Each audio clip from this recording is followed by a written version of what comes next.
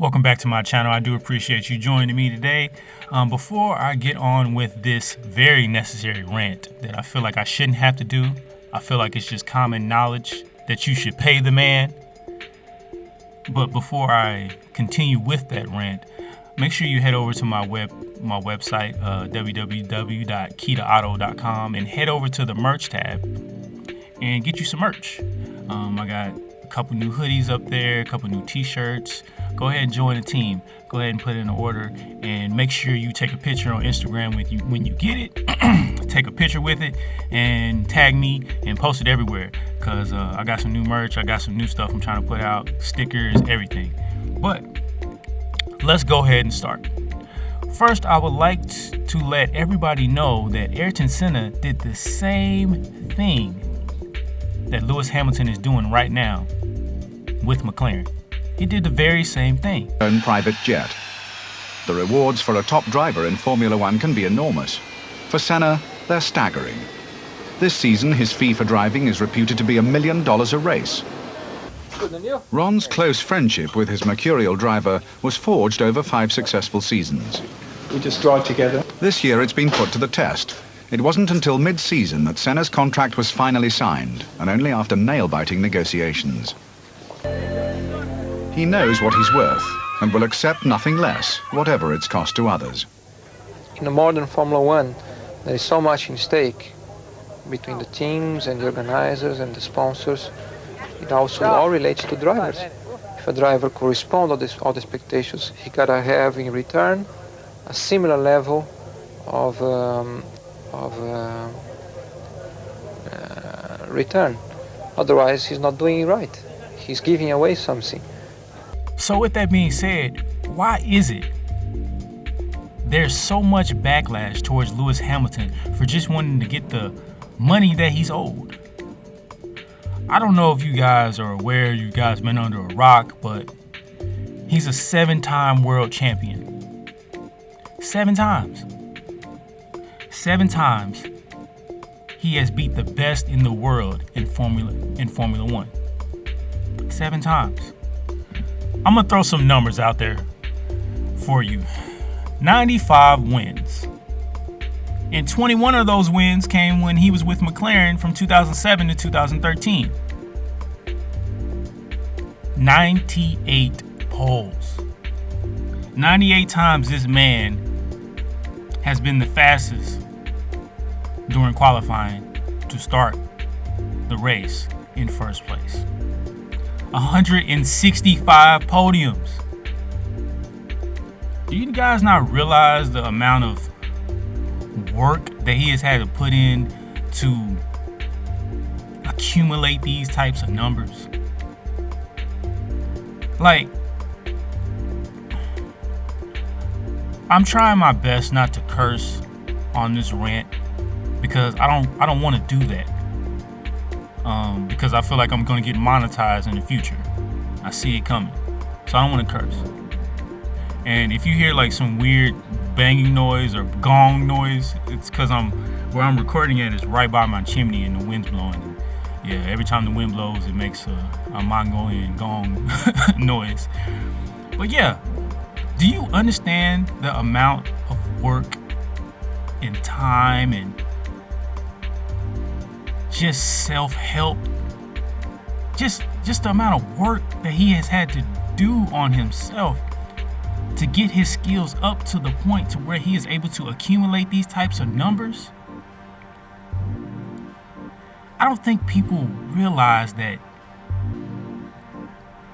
you really sound idiotic when you say things such as, okay, Hamilton wants too much, we can get George Russell for cheaper, so why not just let Hamilton go and get George Russell cheaper? He can fill the shoes of Hamilton. Like, do you understand how dumb you sound to say something like that?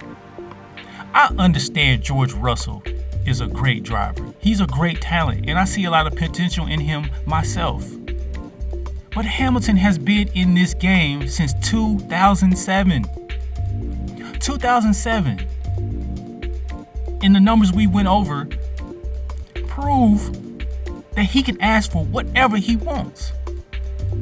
He's been in the game since 2007, and you're telling me because he wants too much, you're going to swap him out for somebody that hasn't been in the game that long and hasn't accumulated the amount of success he has? Granted, I know he's in a less powerful car. That means nothing. The truth of the matter is, in Formula One, there has never been a winner that has won in an underpowered car. When has that ever happened? That argument holds no water. It's stupid. Currently, right now, I'm into karting. It's really tough to win a race in a car that is not performing well. It's really hard. It's like that with anything. It's just not gonna happen. I just find it very, very funny that Hamilton gets all this backlash just for wanting money, that he's allowed to get this money. He's proven that he's worth it. He works out harder than anybody else. He takes all the racist things that have been said to him throughout his career. Do you understand how mentally tough this man is? He's proven that he can perform under pressure. George Russell has not proved that. You think just because he had one race in a great car and performed well, you're telling me that he is now able to take the spot of Lewis Hamilton?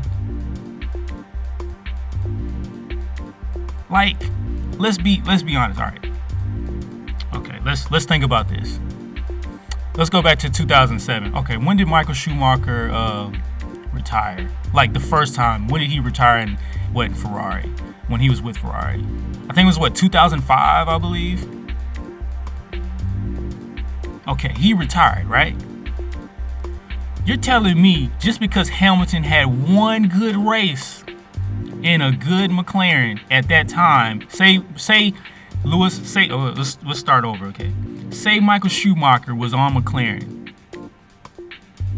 and he was in a really good car at that time. And he got sick or something. He caught the flu and he was out. You're telling me because Lewis Hamilton had one good race, you're then going to say, hey, Michael Schumacher wants too much. He's at the end of his career. We need to go ahead and drop him and put Lewis Hamilton in because we can get something cheaper and put this guy Lewis Hamilton in that hasn't proved anything. Would that make sense to you? It wouldn't. I'm sorry, it wouldn't. Because he didn't prove anything at that particular time if that scenario came true. The same thing applies for George Russell. If anything, you drop Valtteri Bottas for George Russell if you really want to see something. Hey, but y'all gotta give this man his flowers while he's here. Like, I don't want to throw big words out at you, but I've been reading the dictionary a lot lately. And I think this is preposterous. So now I'm on my Stephen A. Smith stuff. This is preposterous that you guys would even have the audacity to feel like this man should be let go because he's asking for too much money. It's stupid. And I don't really think that you guys are putting yourself in this situation. If you were in Formula One, you telling me you wouldn't get the most that you deserve? And if you're telling me that you wouldn't get the most that you deserve, that tells me a lot about how you think about yourself, how you carry yourself. It's stupid. This man has a life to live. This man has ambitions. And you're going to sit here and tell me that he shouldn't ask for the most money that he can? Of course he's not going to get it. Whenever I go into meetings trying to get clients and stuff like that, if I say, I want a certain amount of money, sometimes I know I'm not going to get that high number. But I'm going to shoot it high enough to bring it down to where I know I can live. And that's what he's doing. Let's be realistic. It's just very, I'm starting to really see the intelligence of Formula One fans. And I'm not taking myself out of it. I am a Formula One fan as well. Not as diehard as some, but I will say that a lot of these fans they're thinking with their, they're thinking with their emotions as opposed to thinking with logic. Because you have to think about it from this point. Do you really think the investors or the companies that have money invested in Mercedes are going to say, hey, let's drop Hamilton, somebody that's a 7-time world champion that has brought us in a lot of money. Let's drop him for George Russell that hasn't proved anything. You're telling me those investors that invest upwards of millions, close to billions of dollars in that team are going to say drop Hamilton for George Russell? If you say yes, you shouldn't even open a business. You shouldn't start a family. You shouldn't do anything because you make poor decisions. All right, it might be a little rough because everybody's allowed to make mistakes, because I've made a lot of them. But it's true. Why would you even say something like that? And yes, I am a Lewis Hamilton fan. And yes, in my eyes, he is the greatest of all time. But I'll say it one more time. If Ayrton Senna did the same thing with McLaren back then, and nobody gave him backlash, why are we giving Hamilton backlash for asking for as much money as he can? Because let's be honest, at this point when he's asking for all this money, he has accumulated way more success than Ayrton Senna did back then at that time. Not to say, who's better or because we don't know where Senna would have went. I'm pretty sure he would have been the very top, before his tragic passing. But we're just going strictly by the numbers and what was presented at the table at the time. If Senna can ask for the most money and put McLaren on hold and say, hey, I'm not racing until you guys give me this money, and I'm not signing no contract, blah, blah, blah, and get the most out and milk McLaren for everything he can. And he has not won at that time as many world championships as Hamilton has at this time when he's asking for all this money. Why are we giving Hamilton all this backlash? You can call him a crybaby. You can call him spoiled. You can call him all that. But deep down in your heart, you know that this man deserves it. He's put in the work, and honestly, he's put in more work than anybody on that field, and you know that. So, with that being said, my rant is over. I think I've laid out a bunch of great points to why this discussion should not ever come up.